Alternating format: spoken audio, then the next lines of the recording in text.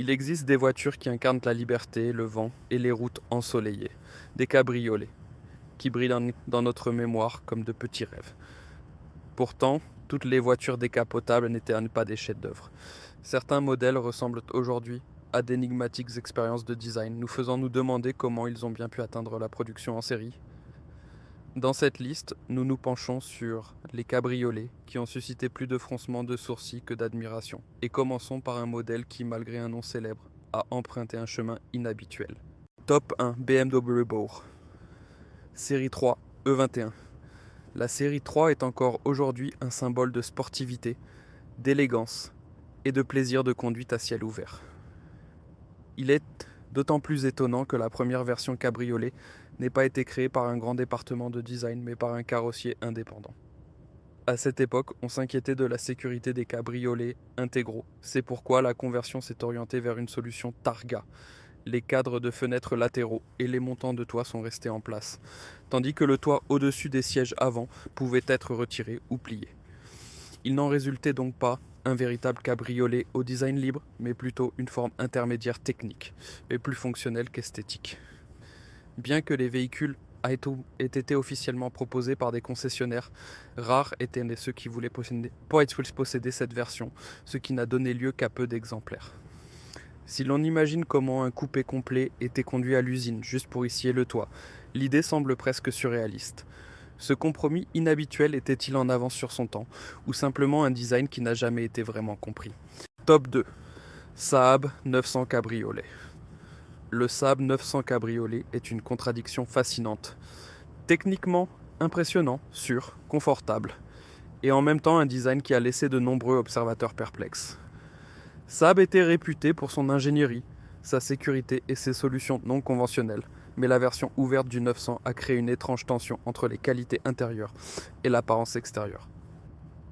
En raison des renforts structurels nécessaires, la voiture a perdu ses lignes harmonieuses. Toit ouvert, elle semblait anguleuse, lourde et déséquilibrée dans ses proportions. La légèreté élégante que l'on attend d'un cabriolet était absente, tandis que l'aspect technique du véhicule était presque exemplaire.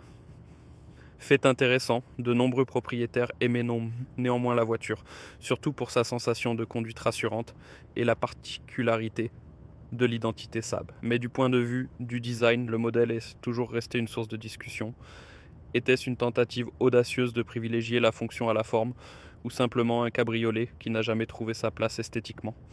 Et conduirait une voiture qui est parfaite à l'intérieur mais discutable à l'extérieur? Top 3. Ferrari mondiale. Cela semble presque incroyable, mais même une marque réputée mondialement pour sa beauté et ses performances peut se tromper. La Ferrari Mondiale 8 est encore aujourd'hui considérée comme l'une des créations les plus controversées de la marque. Ses proportions semblaient déséquilibrées, en particulier l'empattement long qui étirait l'ensemble et lui ôtait l'élégance typique de Ferrari. Bien qu'un moteur V8 travaillât sous le capot, la puissance délivrée restait étonnamment modeste et ne correspondait pas au niveau de prix, alors considéré comme extrêmement élevé. La Mondiale 8 n'a été produite que pendant une courte période avant que des variantes plus puissantes et plus cohérentes visuellement ne suivent. Les critiques passent même d'un design rappelant un concept inachevé ou un véhicule à l'identité mixte. Néanmoins, la voiture avait ses adeptes, qui trouvaient justement les imperfections charmantes et considéraient la mondiale comme un chapitre à part dans l'histoire de Ferrari. Mais la question demeure. Comment évaluer un cabriolet qui est à la fois exclusif et pourtant si éloigné esthétiquement de l'ADN de sa propre marque? Le caractère seul peut-il remplacer la beauté? Top 4. AMC Eagle and Concorde Sundance. La tentative de transformer soudainement deux modèles de tous les jours plutôt discrets en un cabriolet presque ouvert a conduit à l'un des résultats les plus inhabituels de cette liste.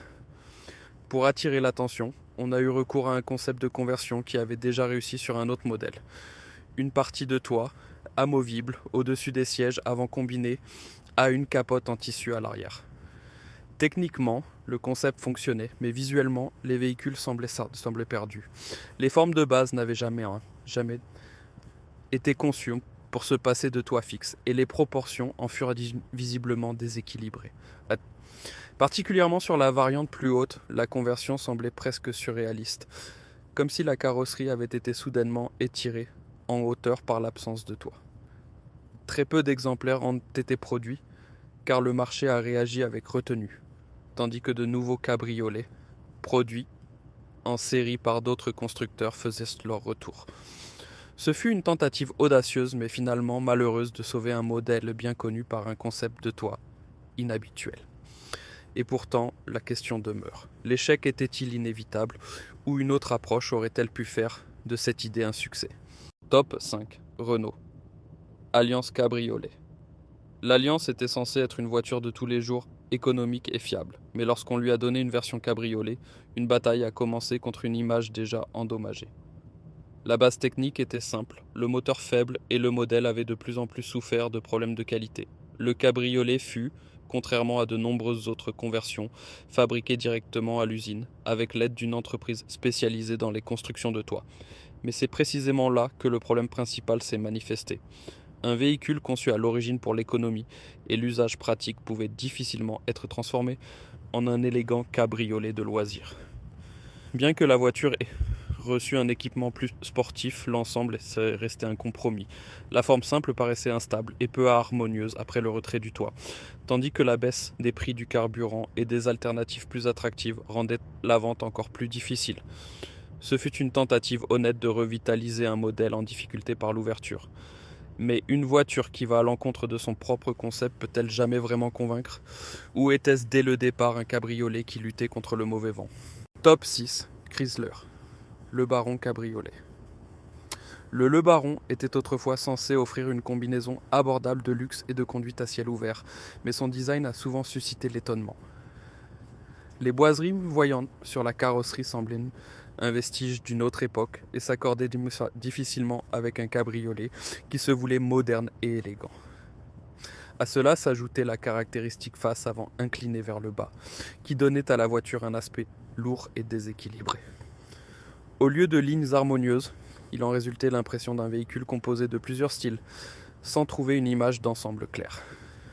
Bien que l'intérieur fût tout à fait confortable et que la voiture fût solidement équipée, les choix extérieurs inhabituels ont durablement marqué son image. Beaucoup se demandaient pourquoi on avait donné à une voiture ouverte une apparence si lourde, presque nostalgique. Était-ce une rupture de style audacieuse ou simplement une erreur d'appréciation? Et un design moins expérimental aurait-il peut-être aidé ce cabriolet à atteindre le succès escompté? Top 7. Dodge Dakota. Cabriolet. Ce modèle est encore aujourd'hui l'une des expériences les plus étranges de l'histoire de l'automobile. Un pick-up qui est soudainement devenu un cabriolet, bien qu'il n'ait jamais été conçu pour cela. L'idée ça a été née de l'observation de pick-up artisanaux, sciés, et il a été décidé de transposer ce concept dans le monde de la production en série. Mais la conversion a entraîné des compromis importants. Le toit ayant été retiré, la voiture a perdu une partie de sa surface de chargement pratique et un arceau de sécurité supplémentaire a dû être intégré, non pas pour la stabilité, mais comme point d'ancrage pour les ceintures de sécurité. Visuellement, le véhicule ressemblait ainsi à un utilitaire semi-ouvert sans concept clair. Et bien que l'idée fût inhabituelle et peut-être même charmante, l'intérêt est resté faible. Les ventes ont rapidement chuté, jusqu'à ce que le modèle disparaisse finalement. Rétrospectivement, la question se pose. Cette tentative était-elle une évasion créative des conventions, ou simplement un exemple de la façon dont on peut pousser une idée trop loin avant qu'elle ne perde le contact avec la réalité? Et un pick-up cabriolet aurait-il jamais pu trouver un véritable public cible? Top 8. Oldsmobile Cutlass. Supreme Cabriolet. Le Cutlass était à l'origine un modèle de classe moyenne populaire, mais sa version cabriolet laissait une toute autre impression. Dès le premier regard, le design semblait avoir été retaillé après coup. La carrosserie ne semblait pas préparée à perdre son toit fixe. Les proportions vacillaient, les lignes paraissaient corses, lourdes et peu élégantes, et l'ensemble du véhicule perdait cette forme fluide qui caractérise généralement un cabriolet. Des renforts étaient nécessaires pour compenser la structure de toit manquante, mais ils entraînaient un poids supplémentaire et une apparence visuellement trapue. La voiture semblait avoir été conçue à la hâte, sans tenir compte des conséquences esthétiques. Rétrospectivement, ce modèle est souvent cité comme un symbole du risque qu'il y a à transformer une voiture de série ordinaire en cabriolet, sans planification suffisante. Mais ce sont justement ces faiblesses qui en font aujourd'hui un chapitre curieux de l'histoire de l'automobile. Quelle audace, ou peut-être démesure, se cache derrière un cabriolet, qui n'a jamais voulu en avoir l'air. Et avec une approche totalement nouvelle, serait-il peut-être devenu un véritable classique. Top 9, Yugo Cabrio. Le Yugo Cabrio était une tentative d'insuffler une nouvelle vie à une petite voiture déjà bon marché et de conception simple. Mais c'est précisément cette base qui a rendu le projet si difficile. La voiture d'origine était déjà un symbole de minimalisme et de compromis technique, et lorsqu'on en a fait une variante ouverte, cela était devenu particulièrement visible. Pour maintenir les coûts bas, le cabriolet a reçu le même petit moteur que la version fermée, ce qui fait que les performances et la sensation de conduite correspondaient à peine à la carrosserie ouverte. Le prix, en revanche, a considérablement augmenté, ce qui a découragé de nombreux acheteurs. Seuls quelques exemplaires ont été réellement construits, et encore moins ont atteint le marché. Le résultat fut un cabriolet techniquement simple, visuellement peu spectaculaire, et économiquement peu compétitif. Et c'est précisément pourquoi il apparaît aujourd'hui comme une relique d'une époque où le courage et la logique du marché étaient rarement en équilibre. En même temps, cette rareté rend le modèle presque mystiquement intéressant pour les collectionneurs.